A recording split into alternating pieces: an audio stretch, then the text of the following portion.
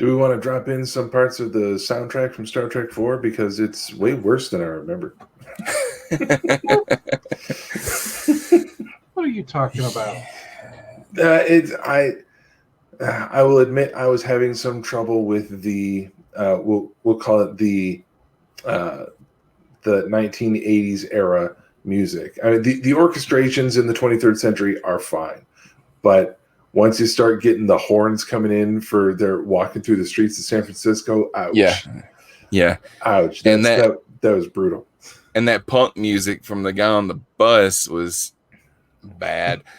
It literally was from the guy on the bus, right? Yeah, I know. Okay. He was also in Spider-Man. He was also playing a punk. He was also in Star Trek Short Treks, Ephraim and Dot. Oh, really? Oh, yeah. That's right. The punk on the bus was the narrator of that short. The narrator. Yeah. Ephraim and Dot had a narrator? Yeah. It's been so long since I saw it. I don't remember. Yeah, I don't remember anybody talking. I just remember that being like a Tom and Jerry type cartoon. Mm-hmm. But the whole thing had a voiceover to carry you through the story, and that was the punk on the bus in Star Trek 4 that did all that narration. And the thing I remember about that short is that they blew up the wrong ship. I mean, I've meant to go back and watch it again to see if they'd gone back and fixed it the way that they did the guy in the blue jeans on the Mandalorian that they went back and erased. Mm-hmm. But I'm betting they didn't. No, probably not. No, but before we start on the next episode, since we're talking about soundtracks, while I was doing some transcribing for my my Planet Rise gig yesterday, I was listening to the soundtrack for Star Trek 3. Now, Tom, do you have that soundtrack? No, I have the Astral Symphony, which was a collection of from like all the original movies. Oh, okay. I was listening through, and I'm recognizing most of the music and most of the cues, and I hear it, and I can picture what happens on screen while that music is going on because we watched those movies so many times. But then you get to the end of the soundtrack, and there's a track titled "The Search for Spock," and I think if I play it now, it'll come out my computer, and my microphone should pick it up. So have a quick listen.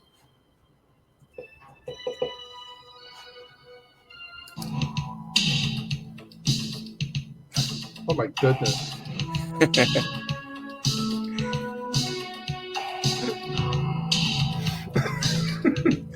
I can see the fog machine already. Let's jump ahead here.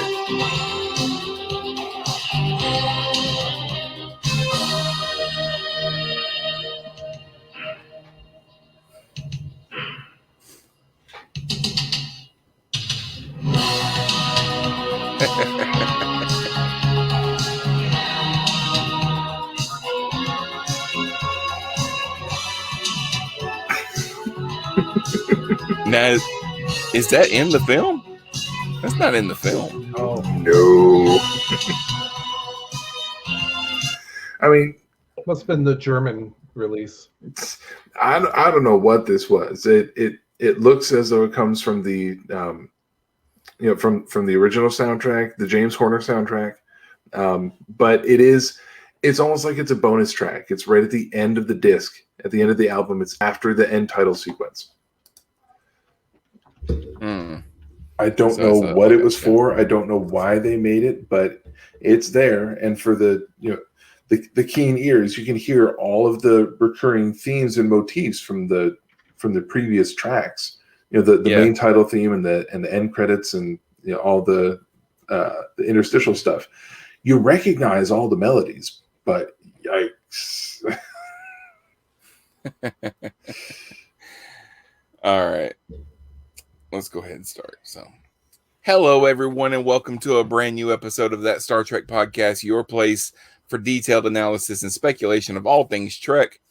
My name is Sean Ray, and this is the show that knows that in the mirror universe, it's called The Possible Burger. Joining me tonight on the program, we have Tom. How's it going, sir? It's going well. And Scott is here as well. Hello, computer. Tom, your name on the screen is Nuclear Wessels. You changed it a minute ago, but it was cut off. Was that supposed to say Spock and Savik's love child? Yes, it was. And that's why I changed it, because it was cut off. Yeah. Who we never, ever got to see. Yeah, I know. So we're going to jump right into the topic. We're continuing our look at all of the Star Trek episodes and films that heavily rely on time travel as a plot device. Tonight, we're finishing up our adventures with the crew of the original series with Star Trek IV, The Voyage Home, which was written by Steve Mearson and Peter Krikes, Harv Bennett, and Nicholas Meyer, directed by Leonard Nimoy. The release date was November 26, 1986. The IMDb description says, to save Earth from an alien probe, Admiral James T. Kirk and his fugitive crew go back in time to San Francisco in 1986 to retrieve the only beings who can communicate with it, humpback whales.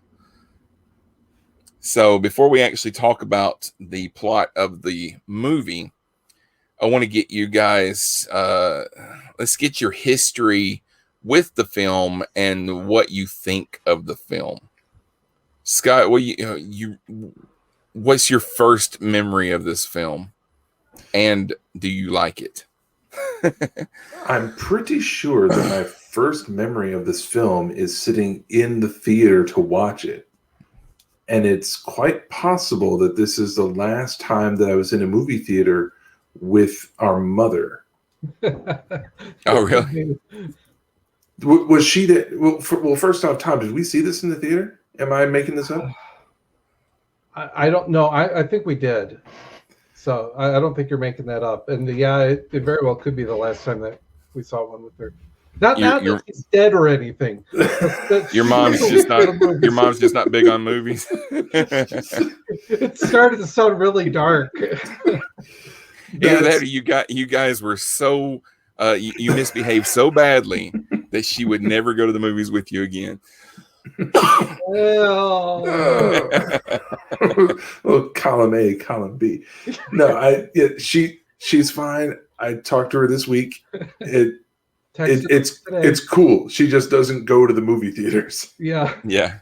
And since I'm pretty sure that I don't have to worry about our dad hearing this show, I'll go ahead and say that I don't think that I'm going to be seeing movies in the movie theater with Dad.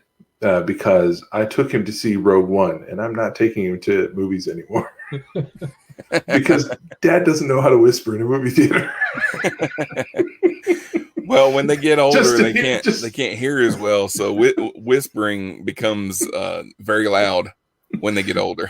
to be there in the movie theater during Rogue One, and to hear your father sit next to you say in full voice, "Is that supposed to be Tarkin?"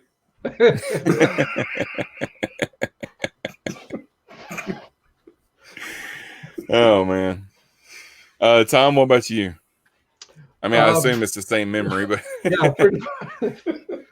What theater? No, we never saw it in the theater. Yeah, I mean that's the original. You know, I'm pretty sure we would have seen this in the theater. I remember seeing number 5, like going myself or with some friends. So I could very well see us going to the theater for this. And then since then, I mean, we had it on VHS. I've had it DVD copies. This is one that, like, I work IT in schools, and during the summer, I've been pretty much on my own for the last several years, and I'm going around doing stuff. I will put this, and I'll actually put most of the Star Trek movies on, just the audio in my earbuds while I'm working. So, you know, I can recite, you know, by pitch and word and everything, you know, most of these movies, but this one really stands out. Yeah, this one, I would have to say this one probably got the most play in the house, because for a long time, while people would still maintain that Star Trek II is the best one, I think this one might edge it out as far as popularity, only because it was, in my opinion, possibly the most accessible of the TOS movies. Much more mainstream, much more family friendly than Wrath of Khan. Yeah. Yeah. My memory of this is I saw Star Trek 2 on television. When I was a kid, I had seen episodes of Star Trek, but they were usually in the background. I wasn't like watching Star Trek when I was a little kid. But sometime around 87, 88, something like that. I remember Next Generation was actually on.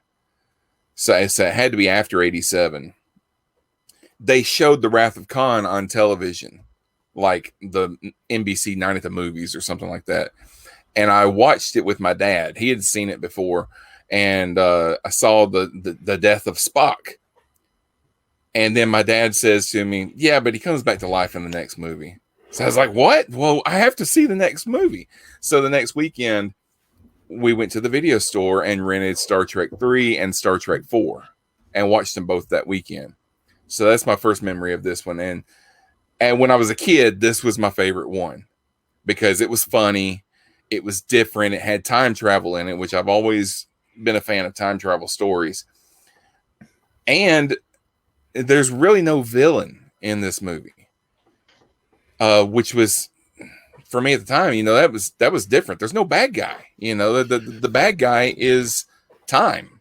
They're running out of it. Yeah, so it's a combination. Burn.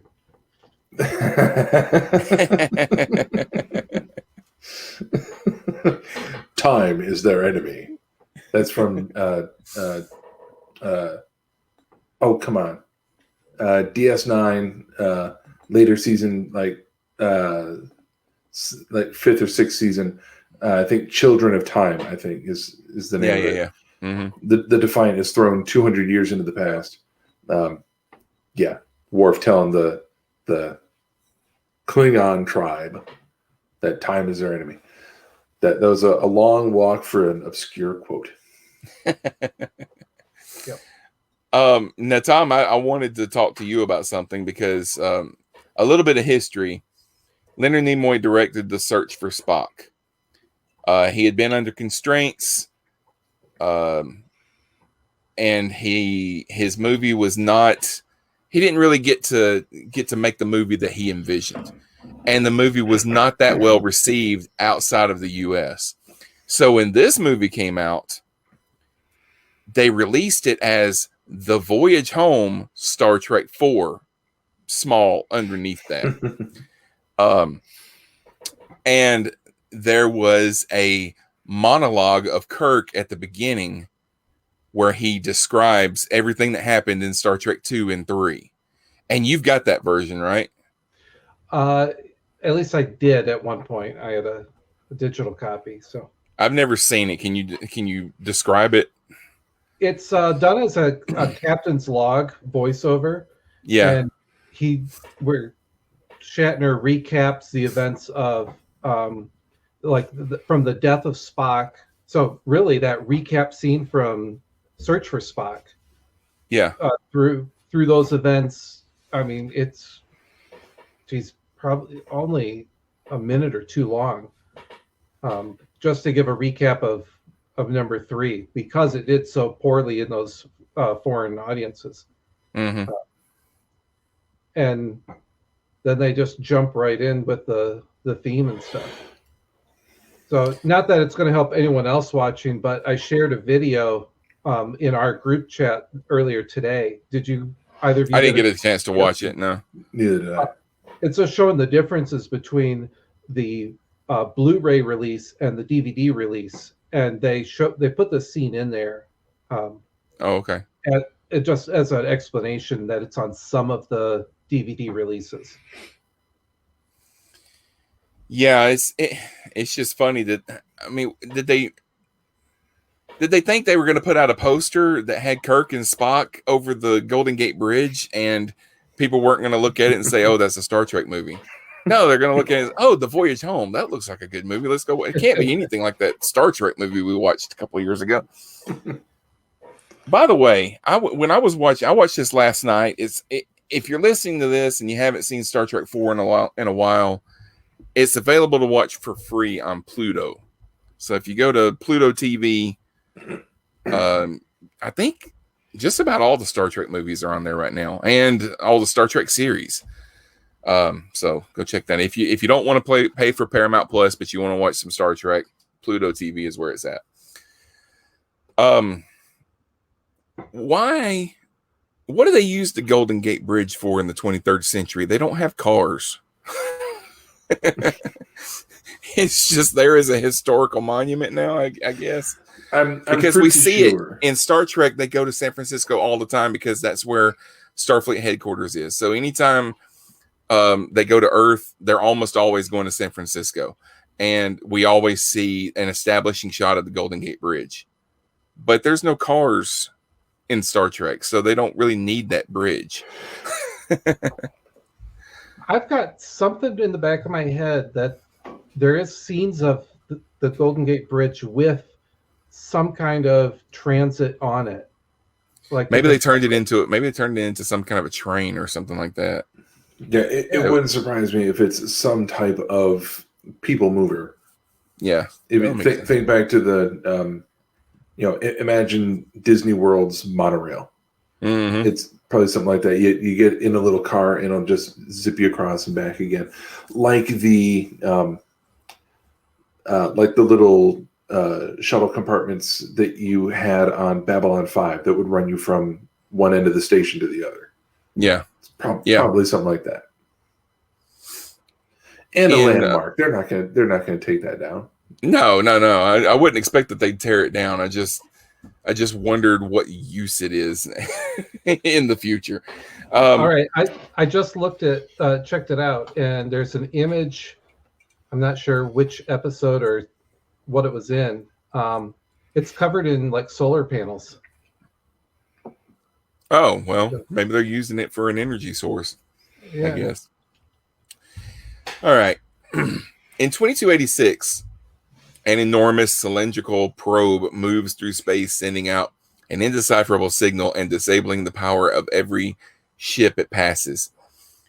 With all the money that they saved by setting the majority of this film in present-day Earth, you would have thought they'd do more than just take a piece of black pipe and call it a probe.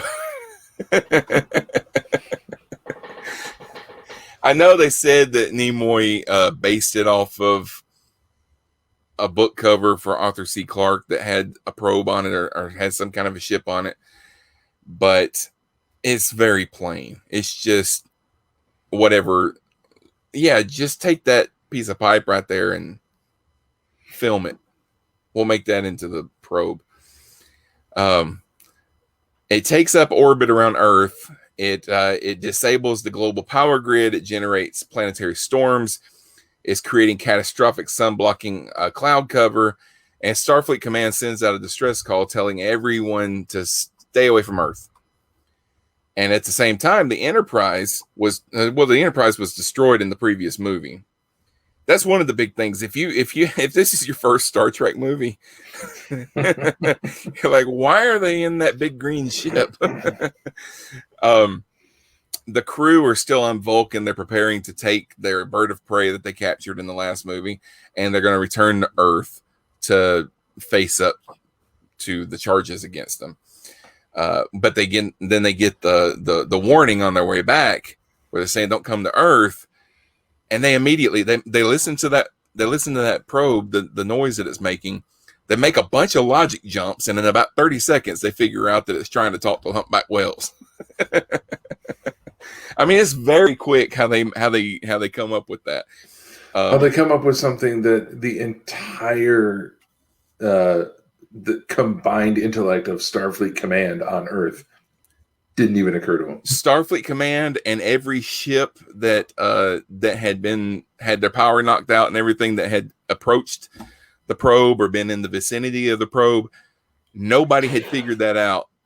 But Spock, who's only been alive for 3 months, he just came back to life, and he figured it out like that. Super Spock. So, okay, so they decide. Kirk decides all right, we're going to go back in time, get some humpback whales, and bring them back. And just like that. That's what we're going to do. This is what we're doing. And they use their tried and true slingshot method, which they've never tried with anything other than the Enterprise. They didn't. I mean, there was no.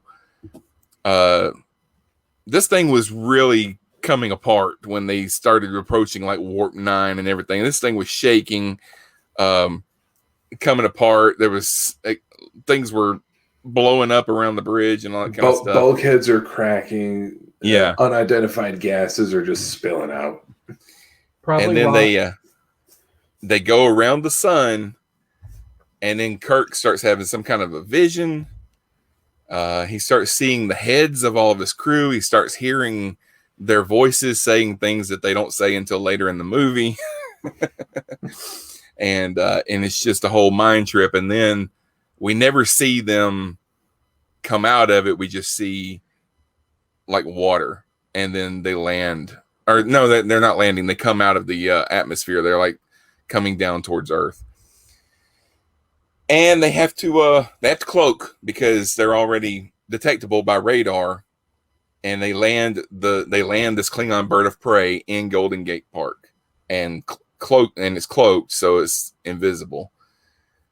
Which is a funny scene because there's these two garbage men, and why is it that whenever there are characters that are not central to the plot, but we need to have them in mid-conversation, they're always talking smack about their wife. That's what the conversation always is. You know, I told her there's no way I'm paying $60 for a toaster oven.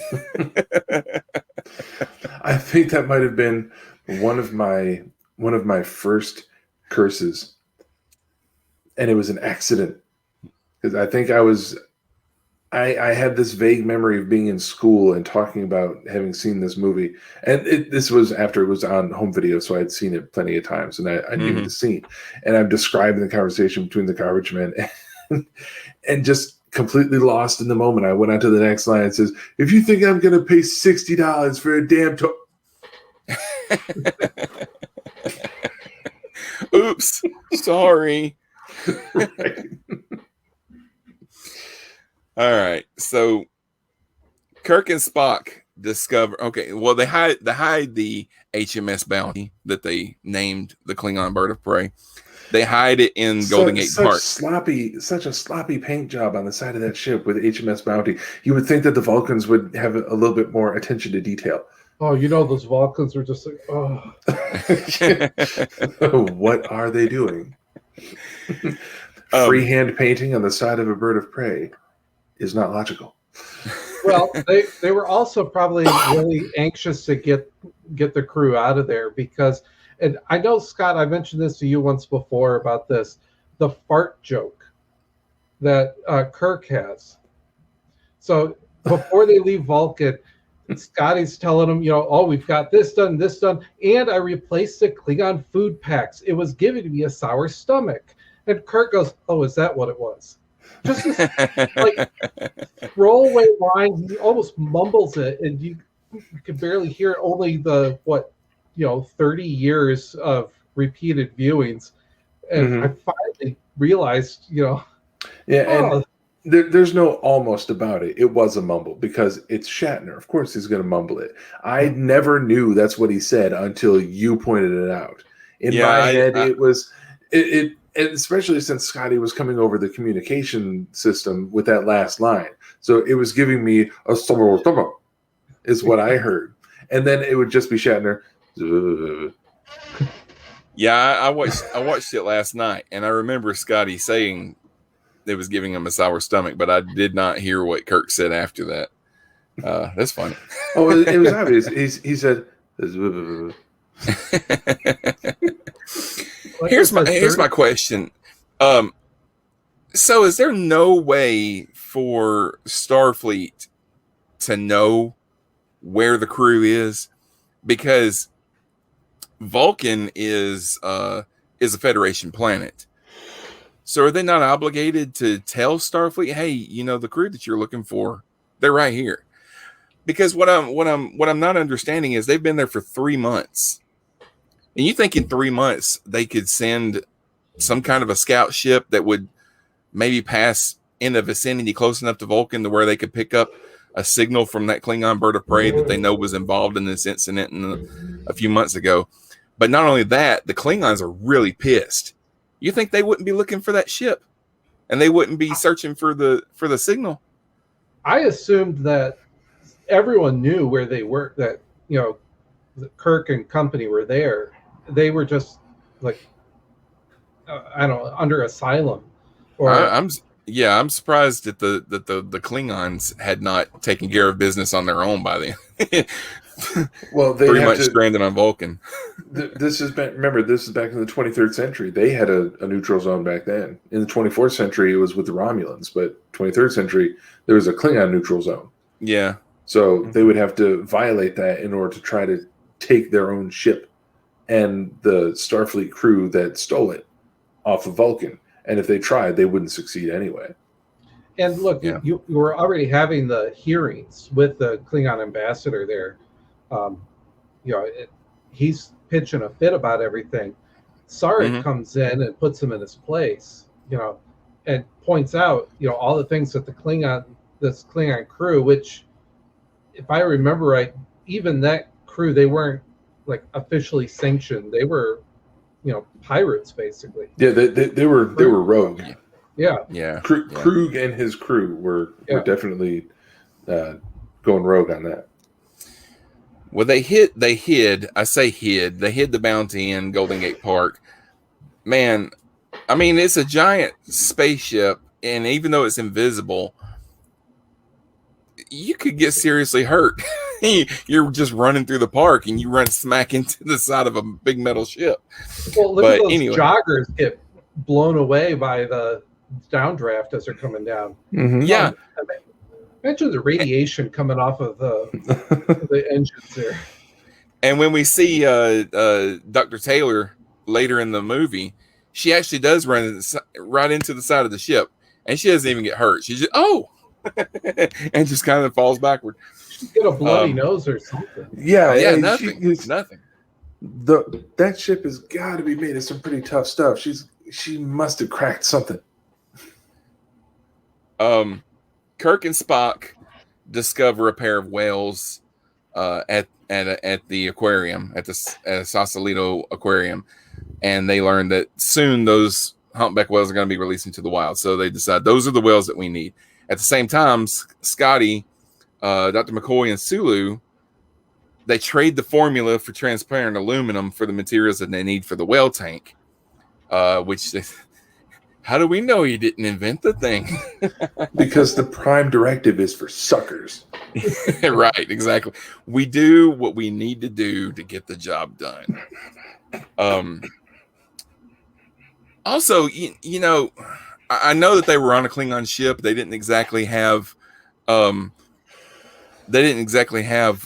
wardrobe department on the ship that they could just go and raid for late 20th century clothing or whatever. But I mean, Scotty's basically just wearing his uniform. The rest of them have on the civilian clothing. Sulu has really got some style. I don't know what kind of jacket he was wearing that's just kind of draped over his shoulders and everything. But there was also. Go ahead. There's an episode of The Big Bang Theory where one of the characters, Howard Wolowitz, fantasizes having a Sulu there. I remember that. Dream sequence. Yeah. He's in that same outfit. I don't remember that. I mean, I remember the scene, but I don't remember him wearing that. That's cool. There was supposed to be a scene in this movie where Sulu meets his great-great-grandfather or something like that as a child. He hears a woman call out, "Hikaru," and turns and sees this little kid run by and figures, that's supposed to be but the kid that they got to do the part had a meltdown and started crying, and they couldn't film the scene, so it didn't happen. They got real close to it. I think they have the kid running by him or something. They've got Sulu, and who was he with? McCoy and Scotty. Yeah. They're like in front of some big Yellow Pages billboard on the side of a building. Mm-hmm. Yeah, And someone comes out and yells something. That's the start of that scene. And then they couldn't film the rest of it. So just, and then Sulu was also supposed to, the scene where he goes and talks to the guy at the helicopter, the way the scene was supposed to play out was the guy in the helicopter was supposed to get distracted and Sulu was supposed to jump in the helicopter and take off. But George Takei was sore because he had ran a marathon the day before or something like that.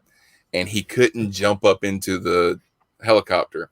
They tried to get a key grip to hoist him, but they couldn't make it realistic enough. So they just changed the scene to where he's just talking to the pilot, and then the next time we see him, he's flying the helicopter. And then, of course, we've got Uhura and Chekhov, and their mission is to locate the nuclear vessels, the aircraft carrier Enterprise, and collect the photons from the nuclear reactor. And you get this hilarious scene of it being 1986, and you've got this Russian walking around asking people where they keep their nuclear vessels. Also, the woman that actually tries to give them directions, she wasn't supposed to say anything. Yeah. She was an extra, and actually her car got towed because it was parked where they were going to be filming at, and they let her be an extra so that she could make enough money to go get her car out of the impound. And when they asked her the question, she was just supposed to shake her head and walk off, and she just started talking, and they just used it in the movie. So she gave herself a speaking part. Yeah, which I'm surprised they let that go, because normally Hollywood filmmakers don't love it when their extras just start talking and thus requiring that they get paid more, because they would have had to give her a lot more money if she suddenly had lines in the movie. A speaking part, right? Yeah. But, putting that aside, because it strikes me as, this is someone who is an extra, but they want some more screen time. So they're just gonna take a swing and see if they can become more important. And it worked. And there's part of that just kind of rubs me the wrong way, but it's not the biggest deal in the world. However, it must be said that after, because she wasn't supposed to say anything, it was supposed to be silent, and she gives a full 2-sentence reply before walking off. Mm-hmm. Walter and Nichelle played that perfectly. Yeah, they yes-anded that moment in just the right way. Chekhov's response is hilarious. I just love it. I don't mean it. That's what I said. I know that. Also, I wanted to go ahead. I wanted to mention the scene when they first arrive out in the city, and Kirk goes and sells the glasses at the pawn shop, which we'll talk about those glasses in just a second. He gets some money. He goes and distributes the money. He and Spock walk away, and Kirk tells everybody, "Spread out. You look like a bunch of weirdos," or something like that. And they just kind of start wandering around. They don't really know what to do with themselves. And I'm watching that scene and I'm like, you know what? That actually makes a lot of sense, because they're not undercover operatives. These are a bunch of engineers that work on a starship. They don't know what they're supposed to be doing. Mm-hmm. They don't know how to blend in. I want to talk about those bifocals for just a minute. Mm-hmm. Because there's a theory that I read that Kirk sells the bifocals to the pawn shop. A couple hundred years later, McCoy finds the bifocals in an antique shop and buys them, gives them to Kirk. Kirk goes back in time, sells them to the pawn shop. So there's this paradox. Where did the bifocals come from originally? Yeah. Mm-hmm. And we were just in last week's episode when talking about the animated series episode, I mentioned a chicken and the egg paradox, or by another name, if I'm not mistaken. I think I heard this on Doctor Who, but this would be a bootstrap paradox, wouldn't it? I think so. Yeah. Yeah. So it's a nice theory. I like it, and it creates the possibility that Kirk is wearing glasses that are, depending on which iteration of this time loop, they could be 1,000 years old. Yeah, it's true. Well, it really fits with the line that Kirk and Spock have in the antique store when Spock's like, weren't those a gift? And Kirk goes, yeah, they will be again. That's the beauty of it. So yeah, Mhm. yeah. And okay, so I want to talk a little bit about Chekhov gets captured at the Enterprise, the battleship. Uhura is able to get beamed up. She's got the photons that they had collected from the nuclear reactor, but then Scotty can't get a lock on Chekhov, so he gets captured. When they're interrogating him, I cringed when the guy said the word retard, because that's not a word that would get used in a movie now. Mhm. But I mean, I understand it is 1986, but it's one of those things that you go and you watch a movie that was made 30 some odd years ago with today's sensibilities. Sometimes it just kind of, yeah. Sometimes it just kind of shakes you. You're like, oh wow, listen to how casually that word was used, and it didn't mean anything back then. But then when you think about it, well, it was being used casually back then. It did mean something to someone, just nobody cared. And now they do, but yeah, when I heard that word, I was, oh wow, I can't believe they said that. Well, I don't know why I can't believe they said that. They said that all the time in the 80s. I mean, it was a common phrase. So, but also Chekhov's phaser doesn't work because of the radiation. If there was that much radiation, wouldn't it be killing all of them? Maybe it's the radiation. Chekhov gets out of that room fairly easily. You would think there would be a guard on the outside of the door or something like that. Have you guys ever been inside of a World War II era battleship before? We've been inside a submarine before. Okay. I can't remember when it was in service, but it was World War II. Was it? Okay. The SS Silversides. Yep. I don't know if they filmed these scenes actually inside the ship or if it was a set. I would assume that it was inside the ship. We have a ship a lot like this down in South Alabama in Mobile. It's the USS Alabama. And Crimson Tide. Yeah, exactly. And there's a submarine there with it, so you can tour both. I've actually spent the night inside the battleship when my son was in Scouts. They let us we had a camp out inside the ship. The hallways, I don't remember them being that big. He ran through that ship fairly easily, and there was a lot of people running around. I don't remember it. It was pretty tight quarters. Mm-hmm.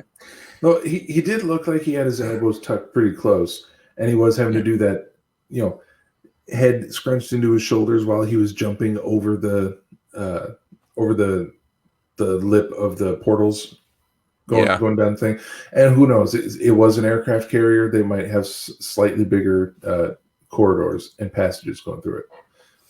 And it's a post World War II, so that was the USS Ranger, so it's a bit smaller than the Enterprise, but according to Memory Alpha and my Google Foo, it was in service starting in '57. So I could see him being a bit bigger than like the ship you were on or we were on. Yeah, maybe that's true. Okay, so Jillian learns that the whales have been released early. When she slapped her boss, that was ad-libbed. That guy did not know he was about to get slapped, so his reaction was genuine. Jillian, Kirk, and McCoy, they go and rescue Chekhov from the hospital. McCoy puts the thing on his head that repairs the brain bleed that he's having because the doctors were about to drill into his head, and he probably wouldn't have survived that. And subdural hematoma. Yeah, and also the thing that they put on his head is interesting because that's actually part of a model of a bird of prey that they kind of repurposed and painted and everything. So it's a Star Trek model used as a prop in a Star Trek movie. So it's pretty cool. Another bootstrap paradox. Yeah. All right, so they get back to the bird of prey. They go and they save the whales from some poachers in Alaska, and they transport them on board. Scotty says, "There be whales here," and they take them back to the future. The whales respond to the probe's signal, causing the object to reverse its effects on the Earth and goes back into deep space. And then, because of their part in saving the planet, all the charges against the Enterprise crew are dropped, except for one, which is Captain Kirk's charge of, or Admiral Kirk's charge of disobeying a superior officer. They demote him to captain and give him command of a starship. So, like, first world problems. Yeah, we're demoting you, but we're rewarding you at the same time, And which is what he wanted. The demotion was a reward because he didn't like being an admiral. He never wanted to be an admiral in the first place. He got kicked upstairs. Kirk and Jillian part ways as she is being assigned to a science vessel by Starfleet, which it seems strange. She's only been in the future for a hot minute, and you're already putting her as a member of the crew on a starship. She hasn't even been through the academy. And also her justification for going to the future with Kirk is that they're going to need somebody that knows something about humpback whales in the future, since they're going to have humpback whales there. But she's leaving Earth, which is where the whales are. So the crew departs and they get on their newly christened USS Enterprise NCC 1701A and leave on their first mission. And that's the movie. Catherine Hicks played Jillian, and it's interesting because she was the mom on Seventh Heaven for 1,000 years. And on that show, her husband was played by Stephen Collins, who played Decker in the motion picture. So a couple of Star Trek alum on that show. Stephen Collins is a dirtbag that I won't discuss further. Yep. Google it, folks, if you dare. So some trivia for the movie. The one we already talked about that. Wait a minute. The idea of having Spock give the Vulcan nerve pinch to the punk rocker was inspired by Leonard Nimoy, who was one day he was walking down the street in New York City. A punk came out of a store with his boombox blaring, disturbing everybody around him. Annoyed, Nimoy thought, if I really was Spock, I'd pinch his head off. So he put it in the movie. He didn't pinch his head off, but James Doohan said that Admiral W. Wells here is his favorite line as Scotty. The scene written for but deleted from the film explained why Saavik stays on Vulcan. She is pregnant with Spock's child, stemming from an event in Star Trek III, The Search for Spock, when she treated the young Spock's Pon farr. This was the character's final appearance in a Star Trek film. I wonder why they cut that out of the movie. It might have something to do with like grown ass Saavik having sex with young teenage Spock.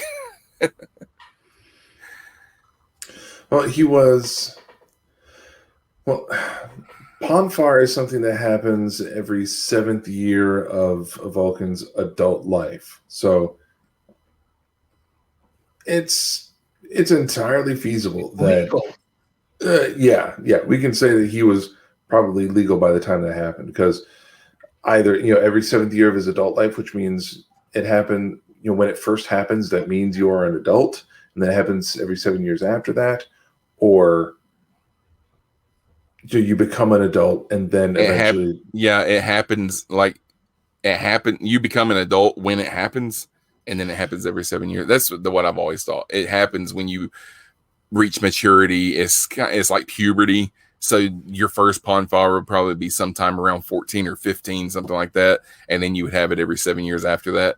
That's what I've always imagined. But yeah, it's as good a headcanon as any.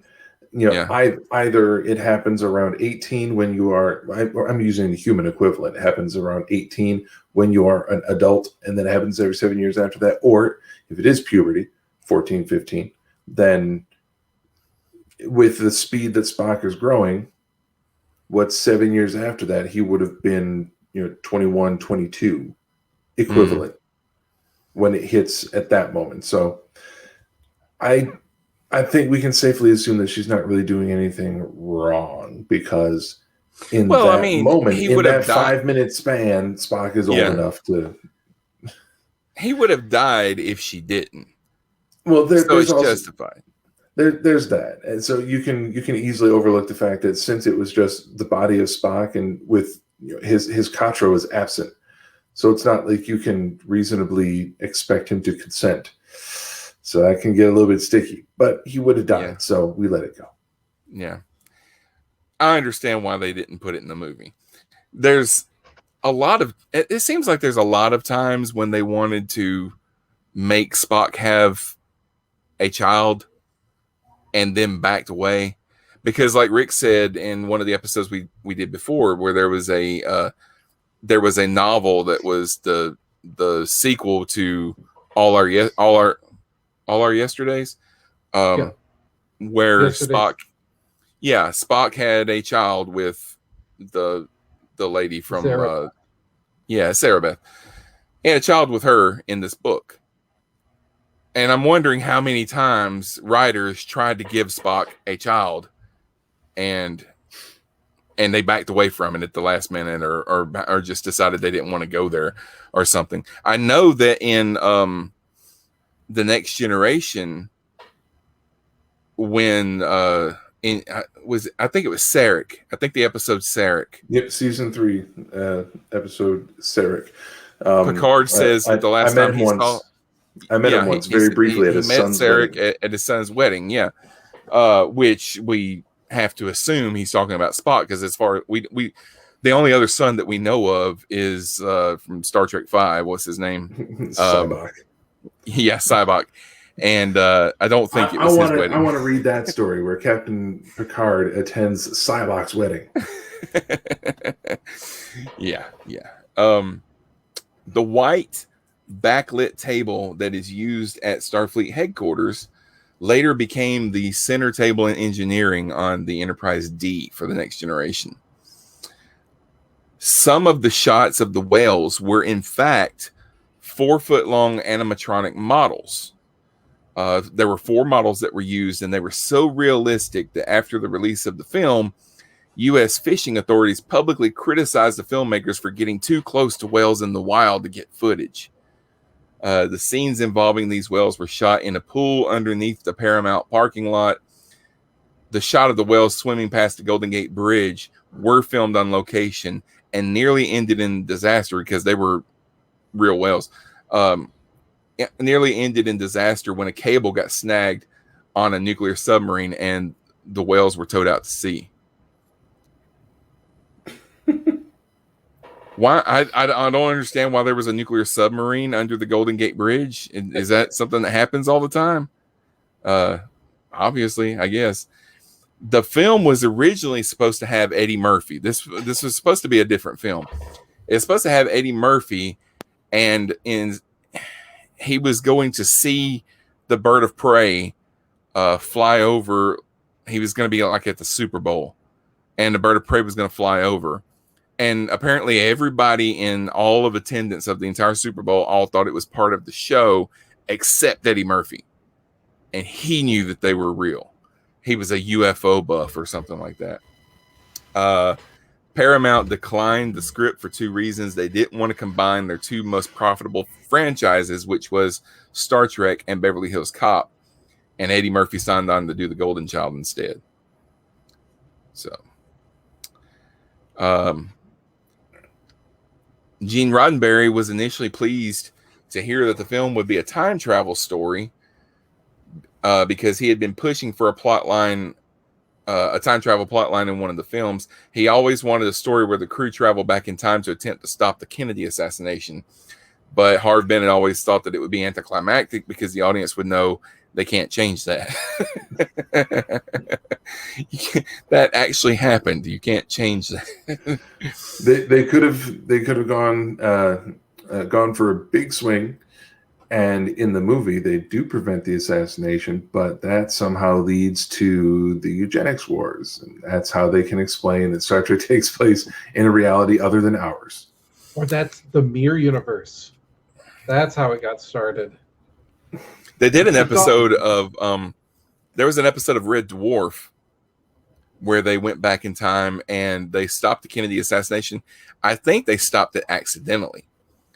And it changed the future so much that they had to go back, and Kennedy actually became the second gunman on the grassy knoll and killed himself. See, I was going to say something about, they did change, the crew did stop the assassination or changed it. They saved Jackie, but that's Quantum Leap.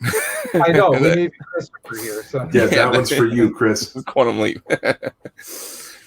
While it's widely thought that Admiral Kirk was the biggest offender in breaking Starfleet's temporal laws, that honor should actually go to Chekhov, because before he escaped the naval officers, he threw his phaser at him. He left his communicator and his Starfleet ID badge, all of which were never retrieved and could have caused a major temporal paradox.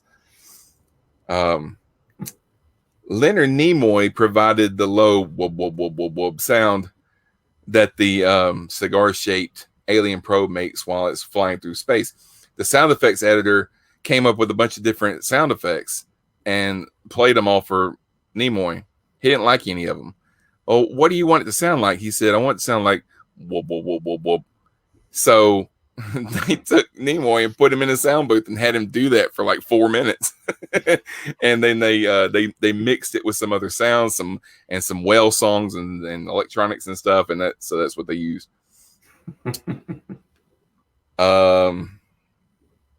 Let's see. All of this other stuff we've already talked about. So we did mention that it was not the Star Trek 3 was not successful outside the US, and it was largely because outside North America, Ghostbusters was the movie that everybody went to see instead of Star Trek 3. So when they put out Star Trek 4, they called it the Voyage Home Star Trek 4. Mm-hmm. So there you go. Now, there's nothing in the trivia about how, if you watch really close, at the end, when the crew is exiting the bird of prey through the top hatch off the bridge, you can see James Doohan fall off the ladder. No, not in any of it that I found, but I have heard that before. Yeah. And also, Spock is laughing in that scene. Yes. He's got a big smile on his face, I guess. That scene was done. They actually flooded the entire back lot at Paramount to do that scene with the sinking bird of prey. Also, one thing I wanted to mention, and I could be completely wrong. I wish Rick was here. He would set me straight. Spock is talking about having to adjust his algorithm or his math to make up for the weight of the water and the whales as they accelerate towards the sun. But they're in space. There's not any weight in space, right? It shouldn't affect their acceleration. Well, Astrotrain had to drop, they had to dump Megatron in Transformers movie. So, It doesn't get much more scientifically accurate than that. Who eventually became Galvatron, voiced by Leonard Nimoy. So it's all connected. You see, it all. There you go. It all comes around. And just be smart, Alec. So they might have mentioned weight in the movie And I think you have a point. They're in space. Space, no one can hear you say this scale is lying, but that doesn't change the fact that their mass has altered. Yeah. The ship may not weigh more because you're in space, but there is more mass within the ship.